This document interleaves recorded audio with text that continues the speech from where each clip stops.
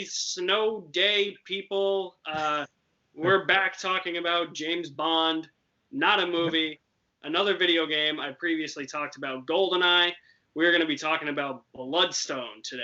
That was released in 2010 for the PS3, Xbox 360, and was developed by Bizarre Creations, who actually closed their doors after this game. So that should tell you something.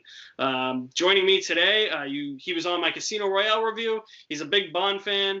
I'm probably going to invite him back, too, when No Time to Die comes out, because I want to do a spoiler review with a bunch of people.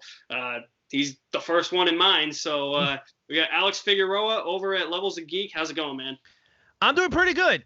Thank you for welcoming me back on the show. I'm definitely going to bring you onto our show. It has to be done already. Oh. It's been too long.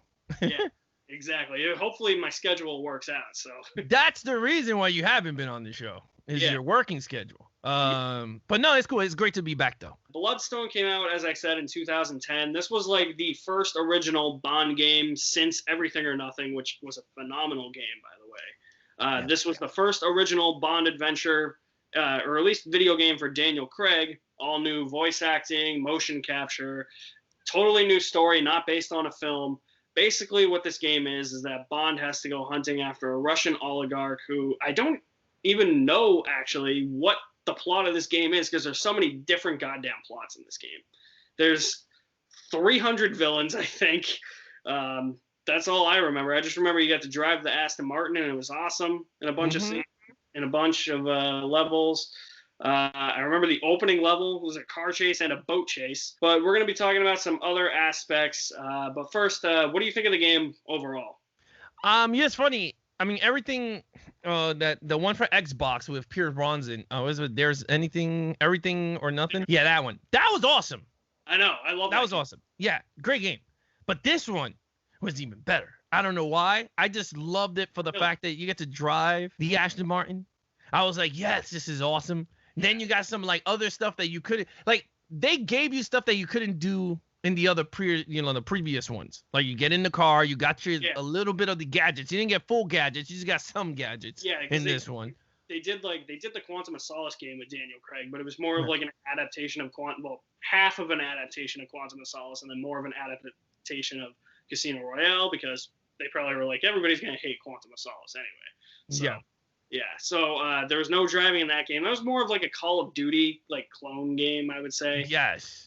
Especially, and then GoldenEye Reloaded, and especially 007 Legends, which we don't even talk about. No. Should never be talked about. No. Definitely Call of Duty clones. But I mean, I wouldn't go as far as to say that this is better than Everything or Nothing. I think I had a lot more fun playing Everything or Nothing. Like I can look at that as like Brosnan's like 5th unofficial Bond film. I love the story in that too. I just think it had for a previous generation game, I think it just had better gameplay than this game, and it had a more fluid story, more fleshed out villains, and it didn't rely always on like the vehicular combat. This one, I think, relies on it a little bit too much because I think they were like, oh, well, people complained there was no vehicle combat in the Quantum of Solace game, so we'll add it back in. I mean, you have like 5 levels right off the bat where you're in the Aston Martin. There were instances, too, in this game for me where it was just, well, like, where's this story going, I guess? Because you open the game against a terrorist in Greece, and then you think that that's going to have something to do with the plot, but it's really like one of those pre-title sequences where it's like, oh, it doesn't really connect to the story. Then you learn about this guy named Pomerov, and then you kill him about 3/4 of the way through the game. Then it's, oh, there's this guy Rack in Bangkok, and it's like, okay, this guy's the main villain, and then he's actually not the main villain. The main villain is actually the Bond girl, Nicole Hunter, and it's like, what? Like, there was just too much going on for me in that regard. Yeah, I mean, look, I agree with you.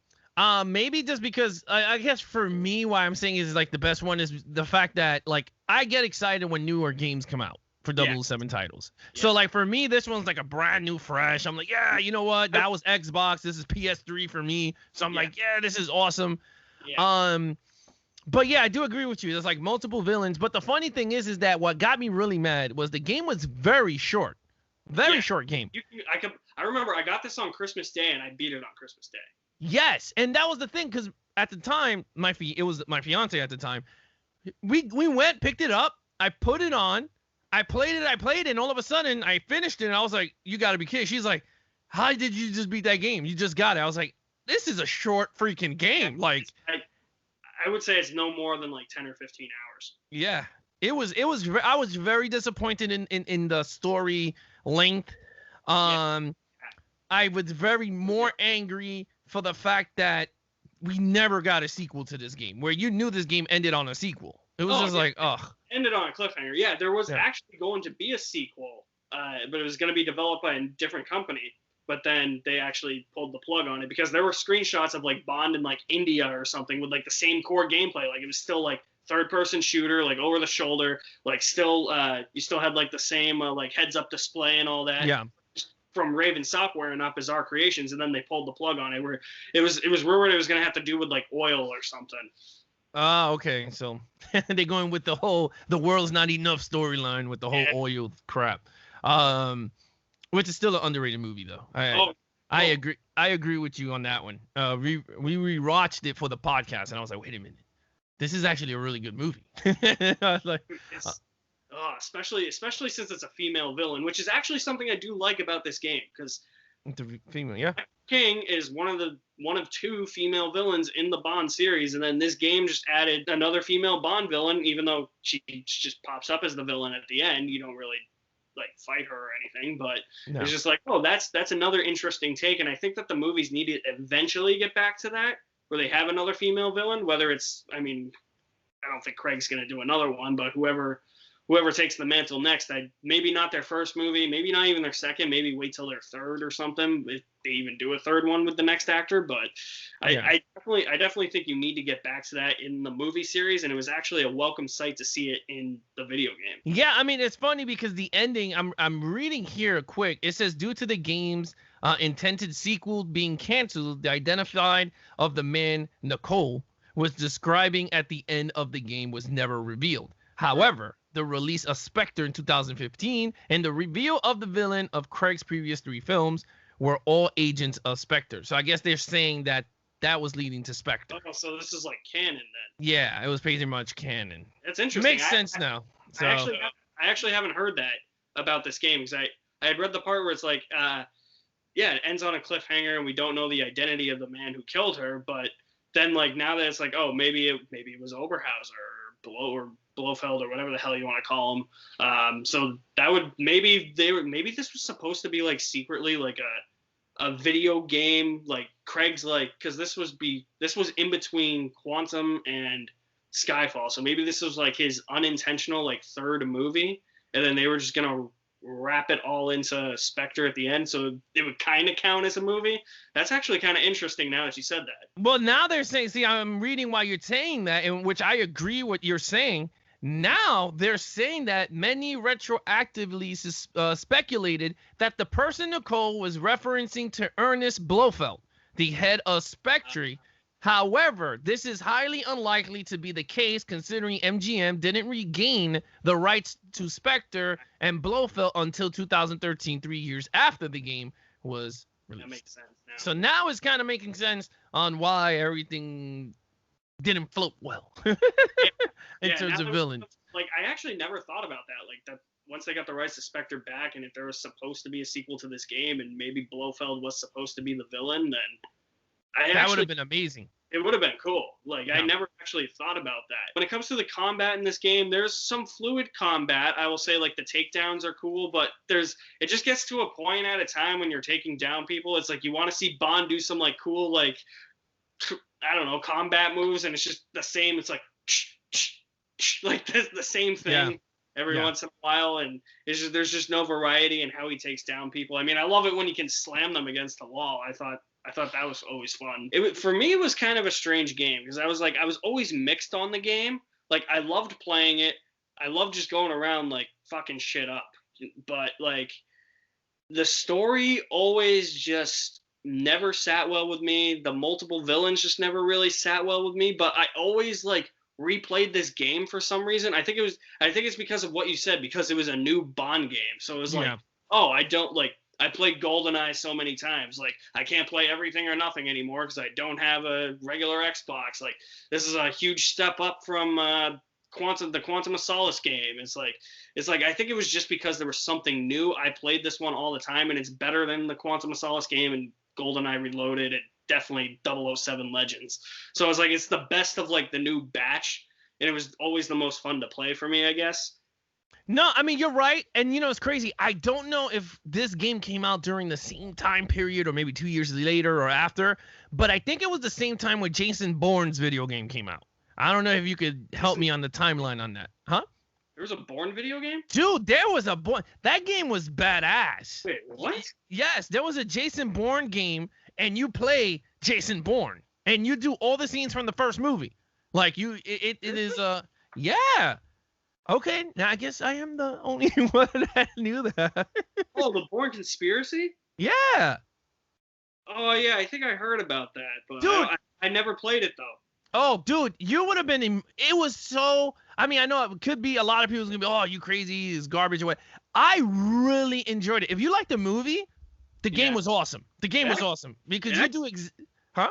It actually didn't get bad reviews. No, it was a good game, dude. There was a scene, but the thing that was that one was so fluid. So, like, you're doing all the fighting with your hands like he did in the movie. Then you got the gunplay.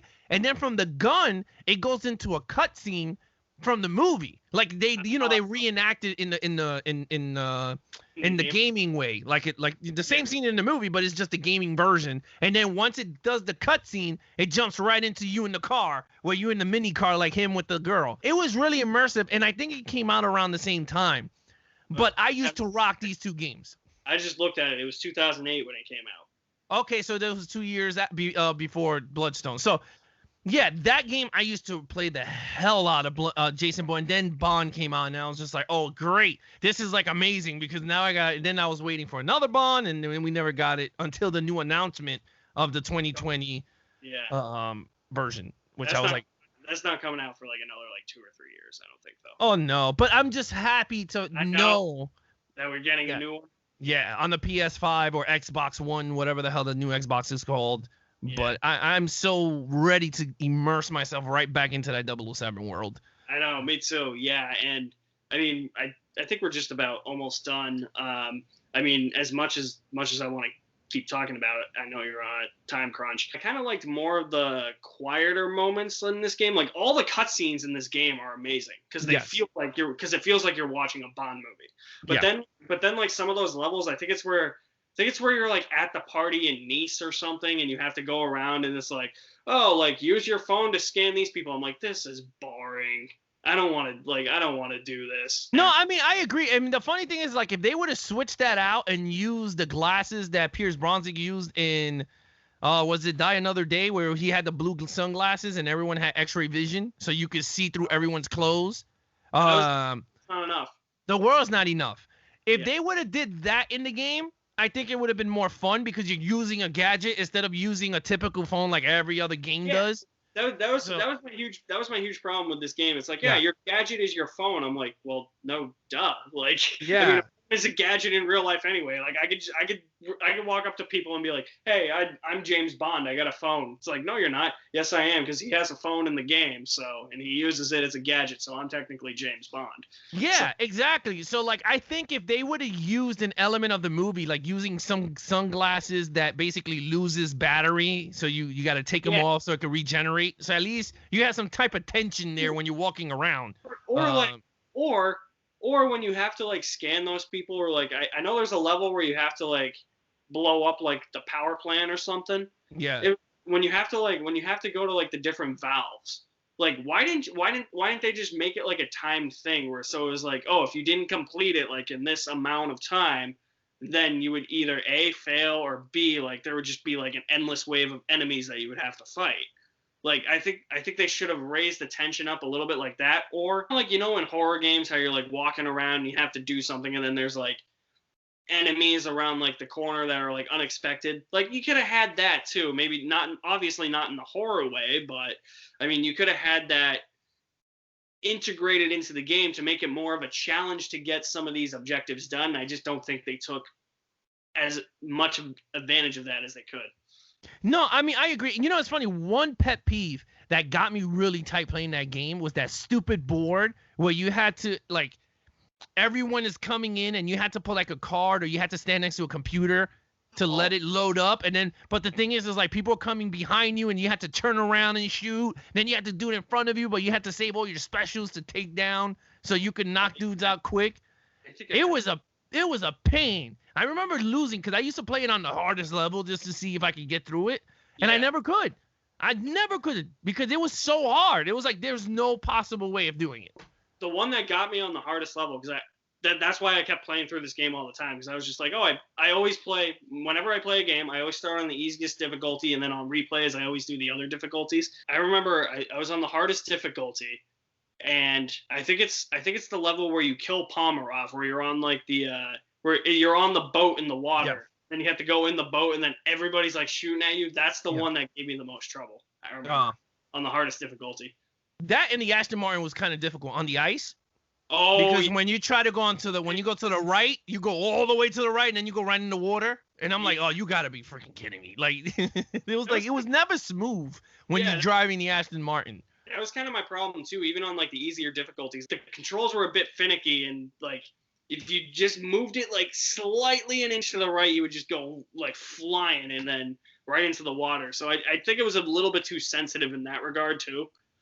But I can't wait to see what we get with these with the new Bond game. I mean, because with the new graphics I already know. Well, we already know that it's not going to be based off of the movie. It's a brand new. You getting your own 00 status. So, but I hope you get to make your own.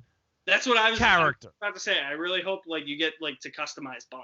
Yeah, like even the girls, like let the female be. You know what I mean? Like I mean, I know Bond is a dude or whatever, but honestly. Open it up for the women too. Let them get their 007 status to be pretty cool. Like you have, both, male and female a chance to open this world. I mean, you're the storyteller in the game anyway, because you're not James Bond. So like, who cares if it's a female? So, even in No Time. See, I think the reason why I think they might go down that route because No Time to Die 007 now is a female. So I'm like, that could make sense in the video game. So. I hope we go down that road because that would be pretty cool to make your own dude. Try to make yourself in the game. Yeah. To get the status. And it's interesting. It's the people who developed Hitman too. And that's a perfect company because they do that style anyway with the Hitman. And so. That's kind of my thing. Like I love these Bond games that focus a lot on the action, but I think we just need at least one Bond game where it's like espionage. Yeah, espionage, more stealth, like. Something like a spy would actually do, because I know that was a common criticism when the rights expired from EA and Activision rather, and somebody was thinking about picking it up. They're like, we don't know if we can do a Bond game because all the Bond games are just shooting people. Like you need a good game, you need a Bond game that delivers more on the spying and espionage. But we don't know if we can do that because we don't know if that's what people want. Right. No, I totally agree with you. I think we need those type of games. I mean, you gotta immerse us now into the world. Look, I've been playing Cyberpunk, and I'm immersed in it. So I need that type. Honestly, on the PS5, there's only crashes.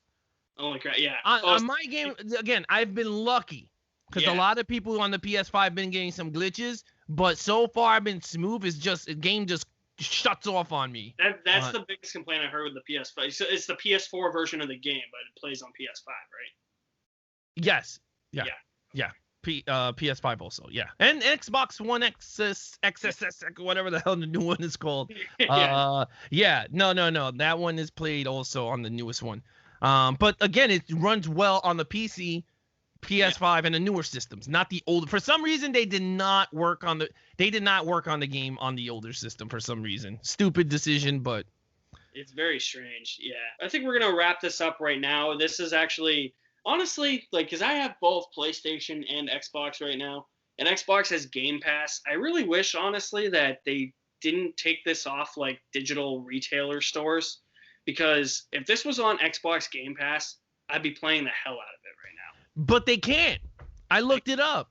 Yeah. And then you told me too, the same thing. I was just like, this sucks. Like I can't put my game into play a damn old Bond game because of the stupid licensing crap. I gotta go on like eBay and find like a PlayStation 2 or something and try and get everything or nothing. Yeah, you know? I have that game. Do you? Yeah, on Xbox. Yeah, I have it. I'll pull it out and I'll DM you the photo. I have it. It's crazy. It's like a big box like this, and it has Pierce Brosnan. I have all my Bond games. I even have. I think I put it over there. I have the box I brought the Wii. I never had the Wii, but I brought the collector's edition of the GoldenEye Reloaded on the Wii with the Golden Gun controller, stupid Wii controller. Love it. Just to have it. Yeah, I was like, I gotta have it. My wife was like, but you don't have a Wii. I was like, who cares? They don't know that. But that's I think that's gonna do it for our review of Bloodstone. It's great to have you back on my channel. Can't wait to join your channel, and when No Time to Die eventually comes out, whatever the hell that may be, because I don't think that April date is gonna stick, or no, it does. It's not set in stone. But I mean, I'm planning on doing a huge spoiler review, or I'm gonna have a bunch of different collaborators coming on. If it doesn't work out with any of them, I'll at least invite you, so you'll be back on the channel then. And we're gonna have a lot of fun talking about that, just as much as we had fun talking about Casino Royale in this game. So where can they find you on YouTube, and what's your YouTube schedule like for everybody out there?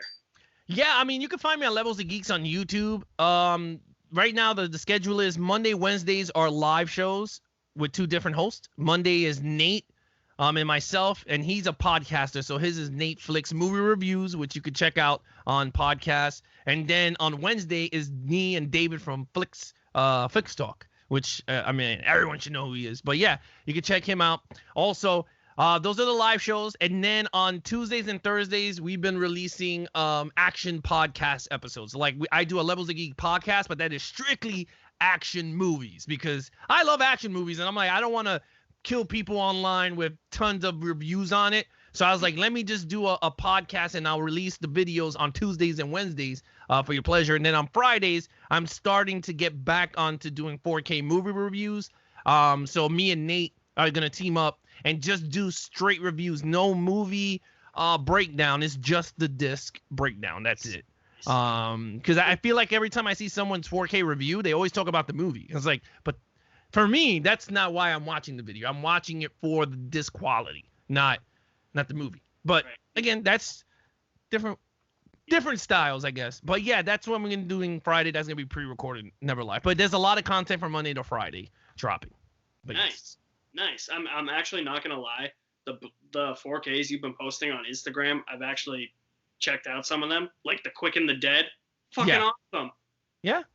I was like, where was this movie? Like Russell Crowe, Leonardo DiCaprio, Sharon Stone. I didn't know about that. And it's Sam Raimi that directs it. I'm like, this is like completely awesome. Like, it's just a Western that's a dueling club. I'm like, whoever thought of this idea is a genius. It's a great movie, but the 4K quality stunk. Because I don't have a 4K player. Oh, okay. Like, if you watch it in 4K, it's not a good transfer. But it's good, though. It's the same as the Blu-ray.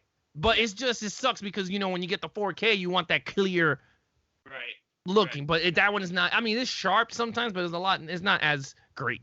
But, yeah. That's going to wrap this up. Thanks again for coming on. Yes. Yeah, and we'll have you back on soon, and we'll see you guys soon. You guys can check out some other reviews. Obviously, subscribe at the end of this video, and I'll see you at the movies whenever they're open somewhere.